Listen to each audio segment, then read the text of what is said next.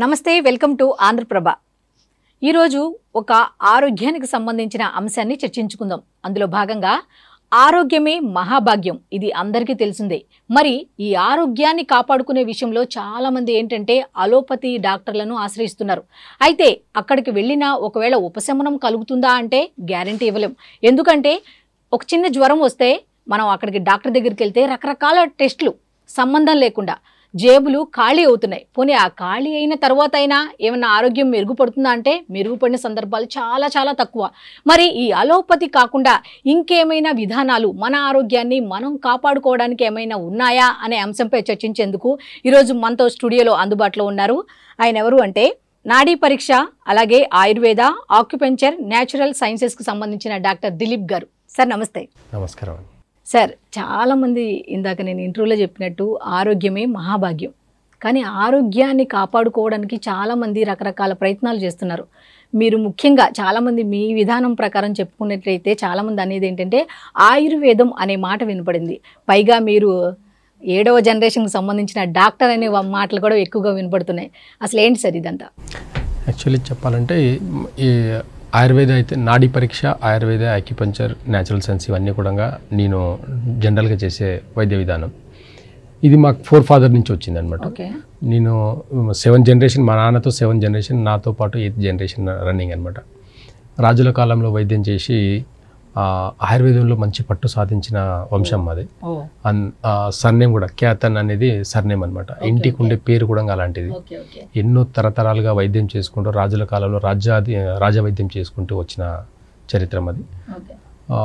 ఆయుర్వేదాన్ని అలాగే అంటిపట్టుకుంటూ వచ్చి అదే జీవనశైలిలో వైద్యం చేస్తూ సొంత వైద్యం అంటే మెడిసిన్స్ అన్ని కూడా ప్రాపర్గా మనమే రెడీ చేసి జనాలకు ఇస్తున్నాం, మనం రోగులకు ఇస్తున్నాం. ఇలాంటి వైద్య విధానాన్ని చేస్తున్నందుకు చాలా గర్వపడతాను. కాకపోతే ఇప్పుడున్న మోడర్న్ యుగానికి దీనికి అసలు పోలిక లేకుండా ఉంది. ఇప్పుడు మీ ఎగ్జాంపుల్గా ఇప్పుడు నేను నా దగ్గరికి వచ్చే పేషెంట్స్కి ఫస్ట్ నాడీ పరీక్షనే చేస్తాను. ఫస్ట్ నాడీ చూసేసి వాళ్ళ రోగం ఏంది, మూల కారణం ఏంటి, ఆ మూల కారణం తెలుసుకొని రూట్ కాజ్కి మాత్రం ట్రీట్మెంట్ చేస్తామన్నమాట. సిమ్టమ్ బేస్ చేసుకొని ట్రీట్మెంట్ చేసేది ఏమి ఉండదు. రూట్ కాజ్ అసలు నాడీలో ఏం చెప్తుంది, అసలు నాడీ ఆయుర్వేద నాడీ ఏం చెప్తుంది, న్యాచురల్ సైన్స్ ఏం చెప్తుంది, నేచర్ ఏం చెప్తుంది, మనకు వీటిని బేస్ చేసుకుని ట్రీట్మెంట్ చేయడం జరుగుతుంది అనమాట. అయితే ఇలాంటి దాంట్లో కొన్ని సంవత్సరాలుగా చేస్తూ దాని మీదనే గ్రిప్ రావడం అనేది కొంచెం నాకు మంచిగా అనిపిస్తుంది. కాకపోతే ఈ సొసైటీలో నాడీ పరీక్ష అనేది అసలు తెలియదు. అలోపతిలో చూడండి, ఇప్పుడు నాడీ పరీక్ష పల్స్ అనేది చూస్తారు వాళ్ళు, జస్ట్ ఒక టైం చూసుకుంటారు, నాడీ చూసుకుంటూ టైం చూస్తారు. ఆ టైంలో వాళ్ళకి ఏం తెలుస్తుందో తెలియదు, 72 టైమ్స్ నాడి కొడితే అది నార్మల్ అని అనుకుంటారు. అది ఆల్మోస్ట్ 90% ఎవరికి ఉండదు. అది 72 టైమ్స్ కొట్టుకోవడం అనేది చాలా అరుదుగా ఉంటుంది. అంటే మీరు ఇందాక అన్నట్టు 8వ జనరేషన్ డాక్టర్ అని మీరేం చెప్తున్నారు అంటే అప్పటి నుంచి ఇప్పటిదాకా జనరేషన్స్ కూడా మారుతూ వచ్చినాయి. కానీ ఈ కాలంలో ఆయుర్వేదం అనేసరికి ఇంట్రెస్ట్ చూపించే వాళ్ళు ఉన్నారంటారా? ఉన్నారండి. ఇప్పుడు ఎలా ఉంది అంటే పరిస్థితి, ఇప్పుడు మొన్న కోవిడ్ అప్పుడు ఆనందయ్య అని చెప్పేసి ఒక హైలైట్ అయిపోయారు. అవును. అంటే అంత కోవిడ్ సిచ్యువేషన్లో, అంత ఎమర్జెన్సీ సిచ్యువేషన్లో కూడా ఆనందయ్య కొన్ని లక్షల మందికి మెడిసిన్స్ ఇచ్చి బాగు చేశారు.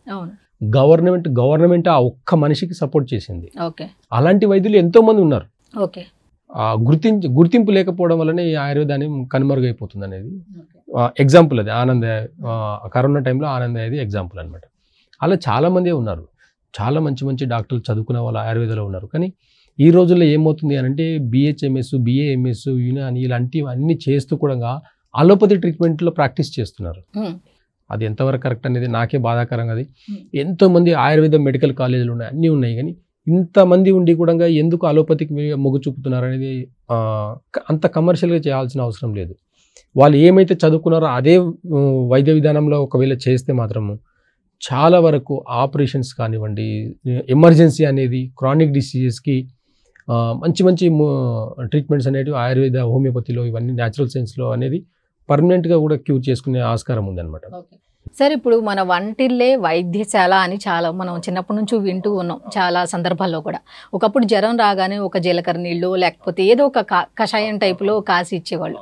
మరి ఇప్పుడు ఎలాంటిది, ఒక చిన్న జ్వరం వస్తే రకరకాల టెస్టులు ఒళ్ళు గుల్లైపోవడంతో పాటు జేబులు కూడా ఒక పైసా కూడా లేకుండా మనం ఎంతతో వెళ్తాము, ఏ జ్వరంతో వెళ్తాము, ఏ రోగంతో వెళ్తాము అని కూడా ఒక హాస్పిటల్కి వెళ్ళి టెస్ట్ చేయించుకోవడానికి కూడా భయపడే స్థాయికి వచ్చాం. ఏంటి సార్ ఇది? అయితే చూడండి, ఇప్పుడు కొంత పాతకాలంలో ఒక 30 years బ్యాక్ వెళ్తే కూడా అమ్మమ్మలు నాన్నమ్మలు ఎవరో ఒకరు ఏం చేసేవాళ్ళు, ఫీవర్ వస్తే ఏ అల్లం కషాయము మిరియాల కషాయము చేసి ఇచ్చేది. ఇప్పుడు ఈ అంటే అవేర్నెస్ అనేది ఒక జనరేషన్ తర్వాత మారుతూ వచ్చింది. మార్పులో అనుగుణాలే తప్ప, ఈ మార్పులో తేడాలే తప్ప దానికి ఉండే ఒంటింటి వైద్యానికి ఉండే విలువ దానికే ఉంది. కానీ అది అనుగుణంలో లేదు, ఆచరణలో లేదు. అంటే ఇప్పుడుండే జనరేషన్కి ఏమైందంటే ఇదంతా నథింగ్, ఇదంతా కాదు, హాస్పిటలే మనకు ఇంపార్టెంట్, హాస్పిటలే మనకు హాస్పిటల్ అయితేనే కరెక్ట్, సైంటిఫిక్గా కరెక్ట్ అని చెప్పేసి సైన్స్ డెవలప్ అవుతుంది. కానీ సైన్స్ ఏం చెప్తుంది అనేది ఒకసారి అర్థం చేసుకుంటే అసలు చాలా బాధ అనిపిస్తుంది. అంటే ఇప్పటికీ కూడా ఫీవర్ కానీ ఇవన్నీ కానీ వస్తే ఫాస్టింగ్ పెడితే అసలు 24 hours ఫాస్టింగ్ ఉంటే కోల్డ్ కాఫ్ ఫీవర్ అన్నీ కూడా 24 hours తర్వాత ఆటోమేటిక్గా తగ్గిపోతాయి. 24 గంటలు ఫాస్టింగ్ ఉండడం వల్ల అవ్వద్దు అనమాట. చాలా మందికి అవ్వట్లేదు, 24 గంటలు ఫాస్టింగ్ ఉండడం అవ్వట్లేదు. ఫీవర్ వచ్చింది అని అంటే ఎగ్జాంపుల్ మీరు చెప్పినట్టు ఒక ఫీవర్ వస్తే లివర్ ఇంబ్యాలెన్స్ అవుతుంది. లివర్కి కావాల్సింది రెస్ట్. ఆ రెస్ట్ ప్రాపర్గా ఇస్తే కూడా ఫీవర్ తగ్గుతుంది. కానీ 24 గంటలు ఓపిక లేకపోవడం వల్ల జనాలు హాస్పిటల్లోకి పరిగెడుతున్నారు. వీటి మీద అవేర్నెస్ లేకపోవడం వల్లనే ఇలా జరుగుతుంది. అవేర్నెస్ అనేది కావాలి. ఒంటింటి వైద్యానికి విలువ ఇవ్వండి. అమ్మమ్మలు నాన్నమ్మలు పాతకాలంలో ఏం ఆచరించారనేది గుర్తించండి, వాటికి విలువ ఇవ్వండి. ఇస్తే మనకి అవేర్నెస్ స్లోగా మన పిల్లలకు నేర్పిస్తే వాళ్ళే ఫాలో అవుతారు. కానీ మొత్తానికి ఒక జనరేషన్ తర్వాత ఏమైందంటే ఈ 20 years 30 years మధ్యలో గ్యాప్లో ఈ మోడర్న్ యుగం అనేది బాగా ఫాస్ట్గా డెవలప్ అవ్వడం వల్ల, అంటే ఇప్పుడు వచ్చే రోగాలు కూడా ఆహార పదార్థాలు మారిపోయాయి, దానివల్ల వస్తున్నాయి అంటున్నారు. వాస్తవం. ఇప్పుడు చూడండి, జంక్ ఫుడ్ చాలా ఎక్కువైపోయింది. 30 years బ్యాక్ కూడా అంత పెద్ద జంక్ ఫుడ్ లేదు. న్యాచురల్గా మంచి ప్రోటీన్ ఫుడ్ ఉండేది, మంచి హెల్దీ ఫుడ్ ఉండేది. ఇప్పుడు ప్రతి కెమికల్ ఫుడ్ అయిపోయింది. కానీ వీటిని కూడా అరికట్టే ఒంటింటి వైద్యాలు చాలానే ఉన్నాయి. ఎంత కెమికల్ ఫుడ్ తిన్నా కానీ ఒక సింపుల్ టెక్నిక్ ఈరోజు చెప్తాను నేను. అంటే ఎలాంటి ఫుడ్ తినండి, ఎంత కెమికల్ ఫుడ్, ఆయిల్ ఫుడ్ ఏమైనా మసాలా ఏమైనా తినండి, ఒక రెమెడీతో అవన్నీ కూడా పోతాయి. సింపుల్ రెమెడీ ఒకటి చెప్తాను, ఒంటింటి వైద్యంలోనే ఒకటి సింపుల్ టెక్నిక్ ఒకటి చెప్తాను. ఇవాళ ఏదో ఒక ఫంక్షన్కి వెళ్ళాము, ఏదో బిర్యానీ తిన్నాము, అక్కడ ఇష్టం ఉన్న ఐటమ్స్ అన్ని మనం తినేసినాం అనుకో. ఇంటికి వెళ్ళిన తర్వాత 2 స్పూన్ల ఆముదం, వంటాముదం అని ఉండేది, వంటాముదం అని ఉండేది. ఇప్పటికీ కొంతమంది వాడుతున్నారు. ఆ వంటాముదంని ఒక 2 స్పూన్లు వామ్ వాటర్లు వేసుకుని తాగడం వల్ల మన తిన్న ఫుడ్ అంతా కూడా మొత్తం బయటికి వెళ్ళిపోతుంది. ఫ్రీ మోషన్ అయ్యిందే కాక ఈజీ డైజెషన్ అయ్యి ఒంట్లో ఏది కూడా ఉండకుండా మొత్తం ఫ్రీ మోషన్ అయిపోయి బయటికి వెళ్ళిపోతుంది అనమాట. ఇలాంటి ఒంటింటి ఆముదాన్ని వాడకంలో లేదు ఇప్పుడు. ఇలాంటి ఒంటింటి ఆముదాన్ని మళ్ళీ వాడకంలో మొదలు పెడితే ఖచ్చితంగా ఎంత కెమికల్ ఫుడ్ తిన్నా, ఇంబ్యాలెన్స్ ఉన్న ఫుడ్ తిన్నా కానీ బ్యాలెన్స్ అవుతుంది అనమాట. ఈ ఒంటింటి ఆముదాన్ని అలవాటు చేసుకోవడం అనేది నేర్చుకుంటే బాగుంటుంది. అది మీరు చెప్పిన ఇప్పుడు ఈ ఆముదం చిట్కా అనేది ఎప్పుడు ఏ టైంలో చేయాలంటారు? నైటా లేకపోతే మార్నింగ్? నైట్ టైంలో వేసుకోవాలి. మార్నింగ్ తిన్నా, ఆఫ్టర్నూన్ తిన్నా, నైట్ తిన్నా, డిన్నర్ చేసినా, నైట్ పడుకునే ముందు జస్ట్ ఒక 2 స్పూన్లు ఒక గ్లాస్ వామ్ వాటర్లు వేసుకొని తాగినామంటే మార్నింగ్ వేస్తే ఫ్రీ మోషన్ అయిపోతుంది. తిన్న ఫుడ్ అంతా కూడా ఈజీ డైజెషన్ అయ్యి కెమికల్ అంతా కూడా బయటికి వెళ్ళిపోతుంది, మోషన్ ద్వారా యూరిన్ ద్వారా బయటికి వెళ్ళిపోతుంది అనమాట. ఈ అవేర్నెస్ రావాలి. ఇలాంటివి ఎన్నో టెక్నిక్స్ ఉన్నాయన్నమాట. ఆయుర్వేదంలో కానివ్వండి, న్యాచురల్ సైన్స్లో కానివ్వండి, చాలా అద్భుతమైన టెక్నిక్స్ ఉన్నాయి. ఇలాంటి అవేర్నెస్ లేకపోవడం వల్ల ఇవన్నీ కూడా కనుమరుగైపోయి ఈరోజు ఆముదం అనేది వాడకంలో లేకుండా పోయింది. అది ఇలాంటి పసిపిల్లలకు పట్టించేవాళ్ళు, ఇప్పుడు ఎందుకు పట్టియట్లేదు? పసిపిల్లలకు ఇండైజెషన్ ఈవెన్ డాక్టర్సే చెప్తున్నారు సార్ పట్టించొద్దని చెప్పి. ఎందుకు చెప్తున్నారు అంటే ఇది ఇంకా పెద్ద హైలైట్ అనమాట. ఇంకా ఇది అంటే అది తాగితే ఈజీ అయిపోతుంది, ఈజీ అయిపోతే హాస్పిటల్ అయిపోతుంది. కాబట్టి వాళ్ళ బెనిఫిట్ కోసం చెప్తున్నారా, ఎందుకు దాని మీద అవేర్నెస్ లేక. ఎగ్జాంపుల్ చెప్తాను. ఇప్పుడు సైన్స్ ఏం చెప్తుంది? టెక్నికల్ మోషన్ ఫ్రీ లేకపోతే మోషన్కి ఒక టాబ్లెట్ ఉంటుంది, లేదంటే సిరప్ ఉంటుంది, వేసుకోండి, మోషన్ అయిపోతుంది. అదే ఒక ఆముదం తాగితే ఎలాంటి కెమికల్, అదంతా కెమికల్ బేస్ చేసుకుని చెప్పి, అదే కెమికల్ బేస్ కాకుండా నార్మల్గా ఒక ఆముదం తాగితే ఒంట్లో హీట్ తగ్గుతుంది, బాడీ టెంపరేచర్ని బ్యాలెన్స్ చేస్తుంది ఆముదం, డైజెషన్ సిస్టమ్ని ఇంప్రూవ్ చేస్తుంది, ఇంటెస్టైన్ని లంగ్స్ని బ్యాలెన్స్ చేస్తుంది, లివర్ డీటాక్సిఫికేషన్ చేసేసి ప్యూర్గా డైజెషన్ సిస్టమ్ని ఇంక్రీజ్ చేసేసి ప్రాపర్గా మోషన్కి వెళ్ళిపోతుంది. ఇంత ప్రాసెస్ జరుగుతుంది ఒక్క ఆముదంలో. ఒకప్పుడు మనకు ఉండేదే వంట ఆముదం అనేది చాలా నిజ జీవితంలో రోజు వాడే ఆయిల్ అనమాట అది. అలాంటి ఆయిల్స్ వాడకపోవడం వల్ల కూడా ఈరోజు ఇన్ని ఇన్ని డిసీజ్కి కారణాలు అనుకుని చెప్పుకోవచ్చు. ఎందులో స్పెషలిస్ట్ మీరు అనే దాంట్లో ఫస్ట్ నాడీ పరీక్ష అనేది మాట్లాడుకున్నాం. ఈ కాలంలో ఈ నాడీ పరీక్షను నమ్మే వాళ్ళు ఉన్నారా? అదేనండి, ఇప్పుడు అవేర్నెస్ లేకపోవడం వల్ల ఇలా అయిపోయింది అనమాట. నాడీ పరీక్ష అనే ఆ వర్డే కూడా మర్చిపోయారు చాలా మంది, ఆ వర్డే మర్చిపోయారు. చాలా మంది నాడీ పరీక్షని ఎలా చూస్తున్నారంటే ఏదో నా డాక్టర్స్ వెళ్ళేసి అలా చూసేసి అలా ఎంతసేపు కొట్టుకుంటుందని చూస్తున్నారు, కానీ అది కాదండి. నాడిలో ఏం టేస్ట్ తిన్నారో 1 వీక్ బ్యాక్ ఏం టేస్ట్ తిన్నారో కూడా చెప్పవచ్చు అనమాట. నాడీ పరీక్ష అనేది అలా ఉంటుంది. 5 ఎలిమెంట్స్ అనేది చూస్తారు. ఒక బాడీ 5 ఎలిమెంట్స్ నుంచి క్రియేట్ అయి ఉంటుంది. ఆ 5 ఎలిమెంట్స్ ఎలా ఫంక్షన్ అవుతుంది అనేది కూడా చూడొచ్చు బాడీలో. ఆ నాడిలో వాత పిత్త కఫ బ్యాలెన్స్గా ఉందా లేదా కానీ చూడొచ్చు. ఈ వాత పిత్త కఫను బేస్ చేసుకొని మనం ఏం ట్రీట్మెంట్ చేయొచ్చు, ఏ డిసీజ్కి రోగి బాధపడుతున్నది కూడా చెప్పొచ్చు అనమాట. ఎలాంటి రిపోర్ట్స్ లేకుండా ఎగ్జాంపుల్గా ఒక 100 ఏళ్ల కింద కూడా ఎలాంటి స్కానింగ్లు రక్త పరీక్షలు ఏమీ లేవండి. ఈ 50-100 ఏళ్ల నుంచి ఇవన్నీ వచ్చేసినాయి. మరి అంతకుముందు ఈ రోగాలు లేవంటారా? అంతకుముందు మరి ఎలా రోగాన్ని ఎలా ఐడెంటిఫై చేశారనుకుంటున్నారు? ఇప్పుడున్న సైన్స్కి అప్పుడున్న రోగాల్ని ఎలా ఐడెంటిఫై చేసేసి ఎలా ట్రీట్మెంట్ చేశారంటారు? ఇప్పటికన్నా అప్పుడు అద్భుతమైన వైద్యం అనేది ఉండింది అప్పుడు. ఎగ్జాంపుల్ పక్షవాతం తీసుకోండి. ఇప్పటికీ పక్షవాతంకి అలోపతిలో పెద్దగా ట్రీట్మెంట్ లేదు.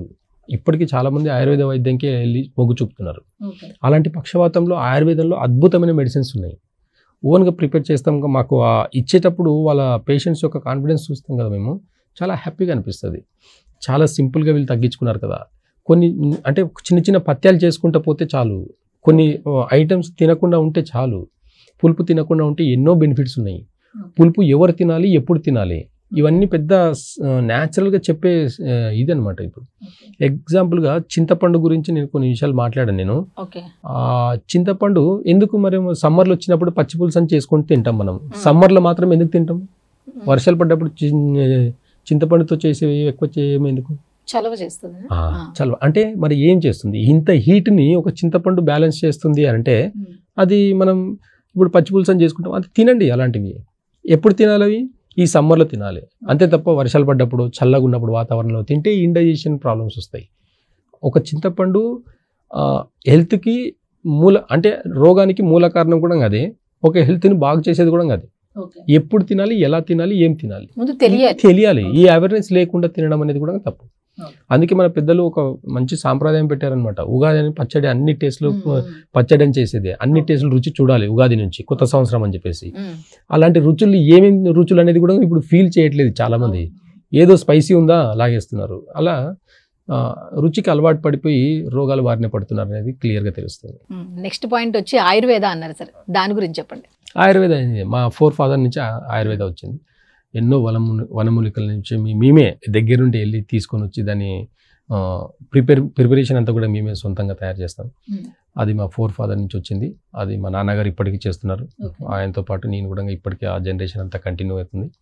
అద్భుతం అని చెప్పాలి. ఆయుర్వేదం అంటే అద్భుతం అని చెప్పాలి. కొన్ని 1000 సంవత్సరాల ఉన్న చరిత్ర ఇది. దాన్ని తప్పు పట్టేదానికి ఎవరికి రైట్స్ లేదు. దాని మీద ఎవరైనా అలిగేషన్ ఆయుర్వేద అది ఇది అని చెప్పేదానికి రైట్స్ కూడా లేదు. ఎందుకంటే దాని గురించి ఫస్ట్ అవేర్నెస్ ఉండాలి. ఒకరు కామెంట్ చేసేటప్పుడు చాలా మంది డాక్టర్స్ ఏం చెప్తారు, ఆయుర్వేద వేడి. ఇప్పుడు ఎగ్జాంపుల్ దాని గురించి ఒకటి చెప్తారు. ఆయుర్వేదాలో మెడిసిన్స్ ఇచ్చినప్పుడు వేడి అవుతుంది అని అంటే దానికి రూట్ కాజ్ అంటే బాడీలో ఉండే ఎలిమినేషన్ ప్రాసెస్ అనమాట. అది లోపల ఉన్న వేడి అంతా బయటికి వెళ్ళాలి. అది ఒక కెమికల్ రియాక్షన్ అనమాట. బాడీలో ఉండే ఆయుర్వేద మెడిసిన్స్ తీసుకున్నప్పుడు జరిగే ఒక కెమికల్ రియాక్షన్ వల్ల బాడీలో ఉండే హీట్ అంతా బయటికి వెళ్తే బాడీ నార్మల్ టెంపరేచర్కి కొన్ని రోజుల తర్వాత నార్మల్ టెంపరేచర్కి వచ్చేస్తుంది. అందరు ఏం బ్లేమ్ చేస్తున్నారు, ఆయుర్వేద మెడిసిన్స్ తింటే హీట్ అయిపోతుంది. హీట్ అవుతుంది అంటే కిడ్నీస్ అనేటివి ప్రాపర్గా ఫంక్షన్ జరుగుతుంది, బ్లడ్ అనేది ప్యూరిఫై అవుతుంది. ఆ బ్లడ్ జరిగే ప్యూరిఫైలో హీట్ అనేది జనరేట్ అవుతుంది. ఆ హీట్ అనేది హిమోగ్లోబిన్ పెంచడమే కాకుండా ప్యూర్ బ్లడ్ ప్యూరిఫికేషన్ అవ్వడం వల్ల బాడీకి కావాల్సిన బ్లడ్ సర్క్యులేషన్ కూడా ప్రాపర్గా జరుగుతుంది. అందరు ఒక అపోహకి వెళ్ళిపోయి ఏం చేస్తున్నారు, అమ్మ హీట్ అయిపోతుందని చెప్పేసి ఆ మెడిసిన్స్ మానేసి ఆయుర్వేదాన్ని బ్లేమ్ చేయడం జరుగుతుంది. కానీ తప్పది. ఆయుర్వేదంలో హీట్ అనేది కూడా బాడీలో ఉండే అడిషనల్ హీట్ని అంటే ఎక్కువ ఫ్యాట్లో ఉండే హీట్ని బయటికి తీసేస్తుంది. అది ఇప్పుడు ఫీవర్ అనేది కూడా నేచర్ సైన్స్ ఏం చెప్తుంది అని అంటే ఫీవర్ అనేది డిసీజ్ కాదు, అది ఒక సిమ్టమ్ అంతే. బాడీ ఓవర్ టెంపరేచర్ వల్ల లివర్ అనేది ఇన్బ్యాలెన్స్ అయ్యి ఫీవర్ అనేది వస్తుంది. దానికి 24 గంటలు ఫాస్టింగ్ ఉంటే బాడీ తాను కూల్ చేసుకునే కెపాసిటీ ఉంది. ఎగ్జాంపుల్గా చెప్తాను, కొంతమందికి ఇట్లా ఏదో గాయమైంది అనుకోండి, ఏదో దెబ్బ తగిలింది, గాయపడింది, ఆటోమేటిక్గా బ్లడ్ కారుతుంది. అలాగే కారుతుంటుందా? లేదు కదా, కాసేపు అయితే ఆగిపోతుంది, ఆటోమేటిక్గా ఆగిపోతుంది. బాడీ యొక్క గుణం అది, శరీర గుణం అది. ఎంత కట్ అయిపోయినా కానీ బ్లడ్ అనేది క్లాట్ అయిపోతుంది కొద్దిసేపటికి. అంటే బాడీలో కూడా ఇంటర్నల్గా కూడా కొన్ని ఆర్గాన్స్ ఎలా ఉంటాయంటే, ఎంత చెడిపోయినా కానీ, మనం ఎలాంటి జంక్ ఫుడ్ తిన్నా కానీ దాన్ని బాడీ తాను బ్యాలెన్స్ చేసుకునేదానికి ఇంటర్నల్గా ఒక ఆర్గాన్ ఇంకొక ఆర్గాన్ సపోర్ట్ చేసుకుంటాయి అన్నమాట. ఒక ఆర్గాన్కి ఇంకొక ఆర్గాన్ సపోర్ట్ చేసుకుంటాయి. సపోర్ట్ చేసుకొని బ్యాలెన్స్ చేసుకొని హెల్త్ అనేది న్యాచురల్గా ఫాస్టింగ్ చేయడం వల్ల న్యాచురల్గా హీల్ అవుతుంది అనమాట. ఆ హీలింగ్ ప్రాసెస్కి కొంచెం టైం ఇవ్వాలి మనం. ఆ టైంలో భయపడకుండా ఒక అవేర్నెస్ తీసుకొని ఉంటే మాత్రం ఎక్సలెంట్గా ఆయుర్వేద అయితేనూ సరే, న్యాచురల్ సైన్స్ అయితేనూ సరే, ఈ నాడీ పరీక్షలు ఇవన్నీ కూడా చూసి చెప్పగలుగుతాం అనమాట. ఓకే సార్, ఇంకొకటి ఏంటంటే ఇప్పుడు ఆయుర్వేద మెడిసిన్ ఏది వాడినా కూడా కరెక్ట్గా ఒక 21 days వాడాలి, లేకపోతే 25 days వాడాలి అని ఇట్లా చెప్తుంటారు, వాస్తవేనది? అంటే ఇప్పుడు కోర్సెస్ ఎలా ఉంటుందంటే, ఒక క్రానిక్ డిసీజ్కి సమ్ కోర్సెస్ అనేవి ఉంటాయి. 1 month, 2 weeks, 3 weeks, 4 weeks అట్లా క్రానిక్ డిసీజెస్ ఉంటాయి. ఇప్పుడు బ్యాక్ పెయిన్ ఉంది, బ్యాక్ పెయిన్ పెద్ద డిసీజ్ కాదు, అది ఒక 2 weeks వాడితే సరిపోతుంది.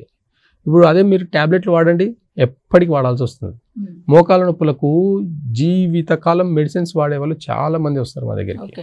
మా దగ్గరికి వచ్చి ఒక నెల 2 నెలలు మందులు తినేసి కూడా న్యాచురల్గా తగ్గించుకుంటారు అనమాట వాళ్ళు. ఇలాంటి చిన్న చిన్న డిసీజెస్కి మాత్రం అవసరం ఉండదు, 1 week, 2 weeks అయితే సరిపోతుంది. క్రానిక్ డిసీజ్కి ఇప్పుడు ఎగ్జాంపుల్ బీపీ, థైరాయిడ్, షుగర్ ఇలాంటి వాటికి మేము లాంగ్ టర్మ్లో ఇస్తాం. లాంగ్ టర్మ్లో అంటే కూడా మ్యాక్సిమం 2-3 months కన్నా ఎక్కువ ఇవ్వము, ఎక్కువ రోజులు ఇవ్వము అనమాట. మ్యాక్సిమం 2-3 months సరిపోతుంది అనమాట దానికి. కాబట్టి ఇంటర్నల్ ఆర్గాన్స్ చెడిపోయేదానికి, మంచిగా చేసేదానికి ఆ మాత్రం టైం తీసుకుంటుంది. కాబట్టి షుగర్ కంటే ఇప్పుడు చూడండి జీవితకాలం మెడిసిన్స్ వేసుకోవాలి, థైరాయిడ్కి జీవితకాలం అవసరం లేదండి వీటికి. ఎందుకు మరి షుగర్, బీపీ, థైరాయిడ్కి ఇప్పటి వరకు పర్మనెంట్గా ట్రీట్మెంట్ ఎందుకు రాలేదంటారు? మరి అలోపతి దాంట్లో ఇంత టెక్నాలజీ ఇంత హైగా పెరిగి కూడా దాన్ని కంట్రోల్ చేయగలుగుతున్నారు అంతే. ఇప్పుడు అదే ఆయుర్వేదంలో ఎలా ఉంటుందంటే, షుగర్ అంటే ప్యాంక్రియాస్ని మంచిగా చేసేదానికి కొన్ని మెడిసిన్స్ ఉంటాయి. ఎగ్జాంపుల్ ఒక చిన్న ఒక ఫార్ములా చెప్తాను. వంగభస్వం అని ఉంటుంది. వంగభస్వంని ప్రాపర్గా ఒక డోసులో తీసుకుంటే షుగర్ అనేది తగ్గదు, ప్యాంక్రియాస్ బాగుతుంది. అంటే షుగర్ వల్ల వచ్చే అనర్థాలు అన్నీ కూడా ఎలాంటి అనర్థాలు లేకుండా ప్యాంక్రియాస్ ప్రాపర్గా ఒక 1 or 2 monthsలో సెట్ అయిపోయి షుగర్ లెవెల్స్ అప్పుడు స్లోగా తగ్గుతుంది అనమాట. అలోపతిలో ఇలా వేసుకుంటే, అలా బ్లడ్ టెస్ట్ చేసుకుంటే తగ్గేది కాదు. స్లో ప్రాసెస్ ఉంటుంది, లాంగ్ టర్మ్లో బాగుంటుంది. ఎప్పటికప్పుడు అలోపతిలో వేసుకునేలాగా ఎప్పటికప్పుడు ట్యాబ్లెట్ వేసుకుంటే బాగుండే రకం అయితే ఆయుర్వేద సిస్టమ్ అలా కాదు, చాలా డిఫరెంట్గా ఉంటుంది, లాంగ్ టర్మ్లో బాగుంటుంది. ఎంత స్లో డోస్లో, ఎంత తక్కువ డోసులో ఇచ్చి వాడితే అంత రిజల్ట్స్ కూడా అంత బాగుంటాయి అన్నమాట. మేము కొన్ని వేల మందికి ఇచ్చి ఇప్పటికీ కూడా కొంతమంది, చాలా మంది మెడిసిన్స్ వాడకుండా హ్యాపీగా ఉండే వాళ్ళు చాలా మంది ఉన్నారు మా పేషెంట్స్. ఓకే సార్, ఇంకొక మాట అన్నారు, ఫ్రీ మోషన్ అనేది. అంటే ఇప్పుడు వచ్చిన బీపీకి కానీ, షుగర్కి కానీ, లేకపోతే ఇంకేదైనా జబ్బులు కానీ బేస్ అనేది ఫ్రీ మోషన్ కాకపోవటమే అనేది అంటున్నారు, వాస్తవం అండి. ఇప్పుడు ఎగ్జాంపుల్గా నేను ఒక సిస్టమ్ ఉందండి, 5 elements బేస్ చేసుకొని మనకు లంగ్స్, లార్జ్ ఇంటెస్టైన్, మార్నింగ్ దాని టైమింగ్స్ ఉంటాయి. ఇప్పటికి చూడండి, మార్నింగ్ పల్లెటూర్లలో ఒక టైమింగ్ ఉంది. లార్జ్ ఇంటెస్టైన్ అంటే పెద్ద పేగు యొక్క ఖాళీ అవ్వాలంటే మాత్రం మార్నింగ్ 5 to 7 ఒక టైమింగ్ ఉంది. పల్లెటూరులో ఇప్పటికి చెంబట్టుకొని బయటికి వెళ్ళిపోయి ఏ టైంకి వెళ్తారో అబ్జర్వ్ చేస్తే తెల్లవారుజామునే చీకటి పడంగానే తెల్లవారుతుంటేనే వెళ్ళిపోతారు అనమాట. ఒకసారి వెళ్ళిపోతారు వాళ్ళు, మళ్ళీ ఇంకా తినేసి మళ్ళీ పొలంలోకి వెళ్ళిపోతారు. అలాంటి జీవనశైలి మార్పులు వచ్చేసరికి ఇప్పుడు ఏమైందంటే, ఇంటెస్టైన్ అనేది మొత్తం పాడవుతూ చాలా క్రానిక్ డిసీజ్కి మూల కారణం ఈ ఫ్రీ మోషన్ అనమాట. ఆ ఫ్రీ మోషన్ అనేది ఒక టైమింగ్ ఉంది, స్పెషల్గా దానికి ఒక టైమింగ్ ఉంది. ఆ 5 to 7 మధ్యలో ఫ్రీగా మోషన్ వెళ్ళడం వల్ల ఎలాంటి క్రానిక్ డిసీజ్కి మూల కారణం అవ్వదు. అసలు ఆ టైంలో ఇంట్లోనే బాత్రూమ్స్ పెట్టుకోండి, ఇప్పుడు ఇలాంటి కల్చర్ ఈ మధ్య వచ్చింది, మనకు లేవు. ఇంతకుముందు ఇంట్లోనే బాత్రూమ్స్ వాష్రూమ్స్ అనేటివి లేవు అసలు. అలాంటి కల్చర్ కానీ ఒక 50 years బ్యాక్ వెళ్ళండి, ఇంట్లో వాష్రూమ్స్ లేవు, బయట ఉండేవి, పెరట్లో ఉండేవి, లేదంటే బయటికి వెళ్ళిపోయేది, అలాంటి కల్చర్ ఉండేది. అంటే ఇప్పుడు కంప్లీట్ ఇంట్లో అయితే ఎప్పుడైనా వెళ్ళొచ్చులే అన్న థాట్కి వెళ్ళిపోయారు జనాలంతా కూడా. కానీ ఎప్పుడైనా వెళ్ళేది కాదు, దానికంటే ఒక టైం ఉంది, నేచర్కి ఒక టైమింగ్ సెన్స్ ఉంది. ఖచ్చితంగా ఆ టైం సెన్స్ని వాడుకుంటూ మాత్రం ఫాలో చేస్తే ఖచ్చితంగా ఎలాంటి క్రానిక్ డిసీజ్ మూల కారణం అవ్వదు. చాలా ఈజీగా తగ్గించుకునే మార్గాలు చాలానే ఉన్నాయి. నెక్స్ట్ ఇంకొకటి సార్, ఆక్యుపంక్చర్ అన్నారు, అసలు ఏంటి సార్ ఇది? ఆక్యుపంక్చర్ అంటే చాలా మంది ఆక్యుపంక్చర్ అనగానే యాక్చువల్గా అనుకునేది సూదులతో గుచ్చుతారు అనేది పడిపోయింది, ఏంటి సార్ ఇది? అయితే ఇప్పుడు ఎగ్జాంపుల్ దాన్ని కూడా, ఆక్యుపంక్చర్ అనేది కొన్ని వేల సంవత్సరాల నుంచి ఉంది. 10,000 BC. దాని హిస్టరీ వచ్చేసి 8,000 సంవత్సరాల కింద యాక్యుపెంచర్ని భారతదేశంలో ఆల్టర్నేట్ థెరపీస్లో అది కూడా ఒక వైద్యం అనమాట. అప్పట్లో చిన్న చిన్న సూదులతోటి గుచ్చి చాలా క్రానిక్ డిసీజ్ని కూడా, ఎలాంటి క్రానిక్ డిసీజ్ అయినా కానీ దాంతో కంట్రోల్ చేశారు. నేను 12 సంవత్సరాల నుంచి దాన్ని నేర్చుకొని నేను దాన్ని అవలంబిస్తున్నాను. ఇప్పుడు దాన్ని చేస్తున్నాను కదా, అద్భుతమైన రిజల్ట్స్ ఉన్నాయి దాంట్లో. అవేర్నెస్ లేకపోవడం వల్ల చాలా మందికి యాక్యుపెంచర్ అంటే సూదులు పెట్టి కుచ్చేస్తారు. అది పెయిన్లెస్ అండి, అంత సన్నగా ఉంటుంది ఆ నీడిల్. అంత సన్నగా ఉండే నీడిల్ తోటి వైద్యం చాలా అద్భుతంగా ఉంటుంది. చాలా మెరిడియన్స్ అనేటివి ఉంటాయి మనకు బాడీలో. ఆ మెరిడియన్స్ బేస్ చేసుకుని కొన్ని కీ పాయింట్స్ మీద కానీ యాక్టివేట్ చేస్తే మాత్రం ఎలాంటి రోగాలైనా సరే నార్మల్ తీసుకురావచ్చు. అలాంటి అద్భుతమైన ఒక థెరపీ యాక్యుపెంచర్ ఒక థెరపీ అనేది ఉంది. ఆయుర్వేద, ఈ హోమియోపతి, యాక్యుపెంచర్ ఇవన్నీ కూడా మన భారతీయ సంస్కృతంలో భాగాలే తప్ప ఇంకా కొత్తగా వచ్చింది ఏం కాదు. యాక్యుపెంచర్ అంటే చాలా మందికి చైనా అనుకుంటారు, కానీ అలాంటివి కాదు. అది మన భారతదేశం యొక్క మూలమే. అది అక్కడికి వెళ్ళింది, అక్కడ డెవలప్ చేశారు వాళ్ళు, అంతే తప్ప ఇండియన్ సబ్జెక్ట్ని వాళ్ళు డెవలప్ చేశారు. ఇప్పుడు కూడా బాధాకరమైన విషయం ఒకటి ఏంటంటే, ఈ కొత్తగా ఒక గవర్నమెంట్ వచ్చింది. లాస్ట్ 10 years కింద వచ్చిన గవర్నమెంట్ ఏం చేసింది అంటే, మన పేటెంట్స్, ఆయుర్వేద యొక్క పేటెంట్స్ని, హక్కుల్ని చైనాకు అమ్మేసింది. చాలా మందికి తెలియదు ఇది. అది చాలా బాధాకరం. నేను ఒకరోజు న్యూస్లో చదివేసి, ఇది ఏంది ఇంత భారతదేశం యొక్క మూలం, ఇది ఆరోగ్యం మీద భారతదేశం యొక్క మూల కణాలని అమ్మేయడం అనేది ఎంతవరకు అని చెప్పేసి నిజం అనిపిస్తుంది. నేను ఒక ఆర్టికల్ చదివిన తర్వాత చాలా బాధ అనిపించింది.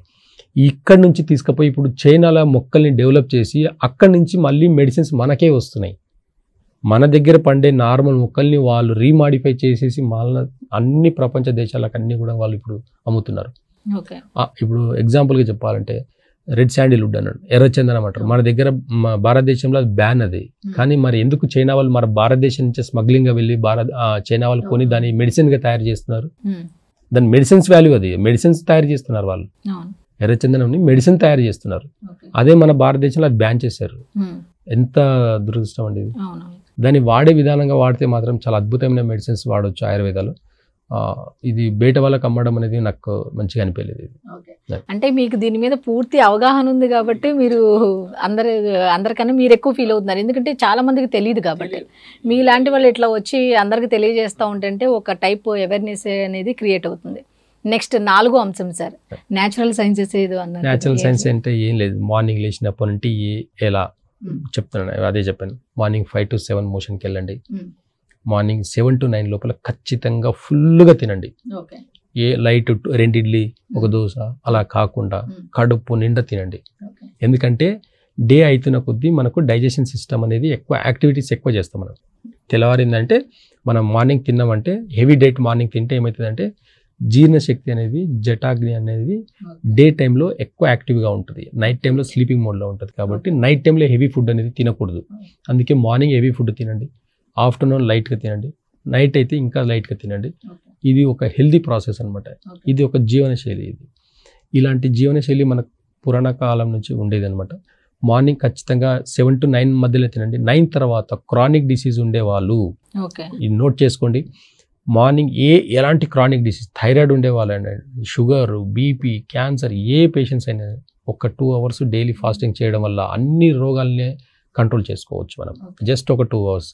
అది స్ప్లీన్ టైం అనేది ఒకటి ఉంటుంది మార్నింగ్ 9 to 11 మధ్యలో. ఈ 2 hours కన్నా ఒకవేళ ఫాస్టింగ్ చేస్తే అన్ని డిసీజెస్ నార్మల్గా బాడీ అనేది ఫంక్షన్ చేసుకుంటుంది.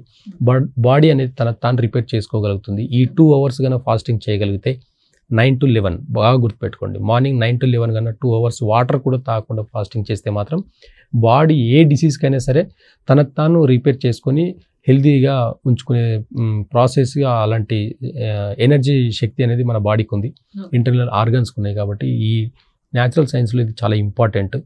ఖచ్చితంగా నిద్రపోవాల్సిన టైం కూడా ఒకటి ఉంది మనకు. అది నైట్ 11 నుంచి 3 o'clock మాత్రం డీప్ స్లీప్ ఉండాలి. పడుకోవడం వేరు, డీప్ స్లీప్ ఉండడం వేరు. చాలా డీప్ స్లీప్ ఉండడం వల్ల బాడీకి ఆ మాత్రం టైం సరిపోతుంది. ఆ మాత్రం డీప్ స్లీప్ ఉండడం వల్ల మెంటల్ స్ట్రెస్ కానివ్వండి, ఇవన్నీ టెన్షన్స్ కానివ్వండి, బీపీ కానీ, హైపర్ టెన్షన్ ఎక్కువ అవ్వడం కానీ, ఇలాంటివన్నిటికి కూడా మూల కారణం నిద్ర సరిగా లేకపోవడం వల్లనే. ఈ ప్రాపర్గా 11 to 3 o'clock వరకు డీప్ స్లీప్ ఉంటే కూడా మనకు నిద్ర సరిపోతుంది. ఎంత కష్టపడ్డా కానీ ఈ టైమింగ్ ఫాలో అయితే సరిపోతుంది అనేది న్యాచురల్ సైన్స్ చెప్తుంది అనమాట. సార్, ఇందాక మనం మాట్లాడుకున్న ఈ 4 ఐటమ్స్లో ఫస్ట్ మీరు ఆర్డర్ బై ఆర్డర్ ఒక్కొక్కటి చేస్తారా, లేకపోతే డిసీజ్ని బట్టి మీరు దీంట్లో ఏం చేస్తే బాగుంటుంది అనేది సెలెక్ట్ చేసుకుంటారు? ఇప్పుడు మన దగ్గరకు వచ్చిన ఒక క్రానిక్ పేషెంట్ వచ్చారనుకుందాం ఎగ్జాంపుల్గా. ఒక క్రానిక్ పేషెంట్స్కి ఫస్ట్ జీవనశైలి చెప్తాం మనం. న్యాచురల్ సైన్స్ ఏం చెప్తుంది అసలు సైన్స్, న్యాచురల్గా ఎలా జీవించాలి, ఏం తినాలి, ఏ టైంలో తినాలి, ఎలా తినాలి, ఏం మానేయాలి, ఏ డిసీజ్కి ఏం మానేయాలి, ఇవి చెప్తాం మనం. వాళ్ళు ఒక 3 monthsగా ఫాలో చేశారనుకోండి, ఎలాంటి మెడిసిన్స్ అవసరం లేదు ఇంకా వాళ్ళు చేయలేకపోతున్నారంటే దానికి ఇంకా ఆల్టర్నేటివ్గా యాక్యుపంచర్ కూడా వీక్లీ వన్స్ 4 రోజులకు ఒకసారి యాక్యుపంచర్ కీ పాయింట్స్, మెరిడియన్స్ మీద కొన్ని కీ పాయింట్స్ తోటి నీడిల్స్ తోటి ట్రీట్మెంట్ చేయడం జరుగుతుంది. దాంట్లో కూడా అవ్వకపోతే వాళ్ళ ఇప్పుడున్న జీవనశైలి అందరూ బిజీ షెడ్యూల్లో వాళ్ళు ఈ టైం తీయలేకపోతున్నారు. దానివల్ల ఏం చేస్తామంటే ఇంకా వాళ్ళకి ఆ టైం కూడా సెట్ అవ్వట్లేదు అంటే అప్పుడు మనం ఆయుర్వేద మెడిసిన్ సజెస్ట్ చేస్తాం. ఇట్లా ఒక స్టెప్ బై స్టెప్ మనం ఇవ్వడం జరుగుతుంది తప్ప 3 ఒకేసారి చేయడం అవ్వదు. పేషెంట్కి అవేర్నెస్ కావాలి. ఆ అవేర్నెస్ కోసం ఫస్ట్ న్యాచురల్ సైన్స్ ఏందనేది చెప్తున్నాం మనం. నేచర్ ఏం చెప్తుందని చెప్తాం. దాని తర్వాత కీ పాయింట్స్ వల్ల కొన్ని మెరిడియన్స్లో కొన్ని ప్రెషర్ పాయింట్స్ ఇవ్వడం వల్ల కూడా డిసీజెస్ ఎలా తగ్గుతాయని అవేర్నెస్ చేస్తాం ఫస్ట్ పేషెంట్ని. తర్వాత ఆయుర్వేద కొన్ని రోజులు వాడండి అని చెప్తాం అనమాట. ఇట్లా ఒక స్టెప్ బై స్టెప్ చెప్పడమే తప్ప అన్నీ ఒకేసారి చేయడం అయితే జరగదు. అంటే టెస్ట్లు ఏమైనా మీ దగ్గరికి రావాలి అనుకున్న పేషెంట్లు ఎవరైనా టెస్ట్లు ఏమైనా చేయించుకుని మీ దగ్గరికి రావాలా, లేకపోతే మీ దగ్గరికి వచ్చిన తర్వాత టెస్ట్లు ఏమైనా చేయిస్తారా? ఇప్పుడు చూడండి, మా దగ్గరికి వచ్చే వాళ్ళు ఆల్మోస్ట్ క్రానిక్ డిసీజ్ ఉండే వాళ్ళే వస్తారు. అన్ని తిరిగేసి విసుకొచ్చిపోయి వాళ్ళకు కూడా ఒక అవేర్నెస్ వచ్చి ఉంటుంది. నాకు ఈ జబ్బుకి ఎక్కడ ట్రీట్మెంట్ జరగట్లేదు, ఎక్కడ ప్రాపర్గా ఎప్పుడు జీవితకాలం మెడిసిన్స్ వాడుతున్నాను అన్నట్లు ఒక మినిమం అవేర్నెస్ ఉంటుంది. ఏమవుతుంది ఏం లేదని. మనకేముంటుందంటే నాడీ పరీక్షలో మనము మూలం చూస్తాం అనమాట. వాత పిత్త కఫ చూసి 5 ఎలిమెంట్స్ బేస్ చూసి దాన్ని బేస్ చేసుకొని మాత్రమే మనం ట్రీట్మెంట్ చేస్తాం. ఎలాంటి రిపోర్ట్స్ కూడా మనం చూడం. నాడీ పరీక్షలో ఉండే అద్భుతమే ఇది. మనం 1 వీక్ కింద ఏం తిన్నాం అనేది కూడా ఖచ్చితంగా, ఏ టేస్ట్ తిన్నాం అనేది కూడా ఖచ్చితంగా చెప్పవచ్చు అనమాట. నాడీ పరీక్షలో అంత అద్భుతంగా చూసి ఉండే యోగం ఉంది అనమాట. నాడీ పరీక్ష అనేది చిన్న విషయం కాదు, చాలా అద్భుతమైన యోగం అది మా ఫాదర్ నుంచి రావడం వల్ల అది నాకు ఈ రోజుకి నేను అదే ఫాలో అవుతూ దాన్ని బేస్ చేసుకుని ట్రీట్మెంట్ చేయడం అనేది చాలా హ్యాపీగా అనిపిస్తుంది. అంటే ఇప్పుడు ట్రీట్మెంట్ అనేసరికి చాలా మంది ఇది ఎంత ఖర్చు అవుతుంది ఏంటి అని చాలా మంది భయపడుతూ ఉంటారు. అటువంటి వాళ్ళకి ఏం చెప్తారు? సింపుల్ అండి, దీంట్లో చాలా తక్కువ ఖర్చులు, అన్ని ఓన్ మెడిసిన్స్ ఉంటాయి. మెడిసిన్స్ అయితేనే ఛార్జ్ చేస్తాం. ఈ యాక్యుపంచర్కి అయితే బేసిక్గా 300-500 తీసుకుంటాం అంతే. న్యాచురల్ ఒకసారి కన్సల్టేషన్ తీసుకొని జీవనశైలి చెప్తాం మనం అంతే తప్ప పెద్ద కమర్షియల్గా అలాంటివి రిపోర్ట్స్ కానివ్వండి, టెస్టులు కానివ్వండి, అలాంటివి ఏమీ ఉండవు. చాలా తక్కువ ఖర్చుతో కూడుకున్నవి ఉంటాయి కాబట్టి దీని గురించి ఆలోచించే అవసరం. ఓకే, థ్యాంక్ యూ డాక్టర్ గారు. Thank you. చూశారు కదా, ఆహారంతో పాటు ఆరోగ్యం ఎంత ముఖ్యమో, ఏ విధంగా బ్రతకాలి అనేది కేవలం అలోపతి ద్వారానే వస్తుంది అని అనుకునే వాళ్ళు చాలామంది ఉన్నారు. కాదు, ఆయుర్వేదం ఉంది. నాడీ పరీక్ష ద్వారా కూడా వాటిని నయం చేసుకోవచ్చు. అలాగే ఆక్యుపంచర్ ద్వారా కూడా నయం చేసుకోవచ్చు. మన జీవన శైలిలో మార్పులు తీసుకురావడం కూడా మనకు వచ్చిన రోగాల్ని బాగు చేసుకోవచ్చు అని దిలీప్ గారు అయితే చెప్పడం జరిగింది. అయితే ఈ అనారోగ్యాలు ఏ విధంగా వస్తున్నాయి, వాటిని ఎలా క్యూర్ చేసుకోవాలి, ఇందాక ఆయన ఒక పాయింట్ చెప్పారు 5 ఎలిమెంట్స్ అని. ఆ 5 ఎలిమెంట్స్ ఏంటి అనేది దీనికి సంబంధించిన ఒక చార్ట్ అయితే ఆయన ప్రిపేర్ చేశారు. అయితే ప్రతి ఎపిసోడ్లో కూడా ఇక నుంచి మనం ఏం చేద్దాము అంటే ఆ 5 ఎలిమెంట్స్ ఏంటి, ఒక్కొక్క రోగాన్ని ఏ విధంగా మనం నయం చేసుకోవచ్చు, ఏ విధంగా ఆయన అప్రోచ్ అవ్వాలి, ఆయన దగ్గర ఉన్న సబ్జెక్ట్ని మనం ఏ విధంగా తెలుసుకొని 10 మందికి చెప్పాలి అనే విషయాల మీద ఇక నుంచి ముందు మన ఎపిసోడ్లు కొనసాగుతాయి. నమస్కారం.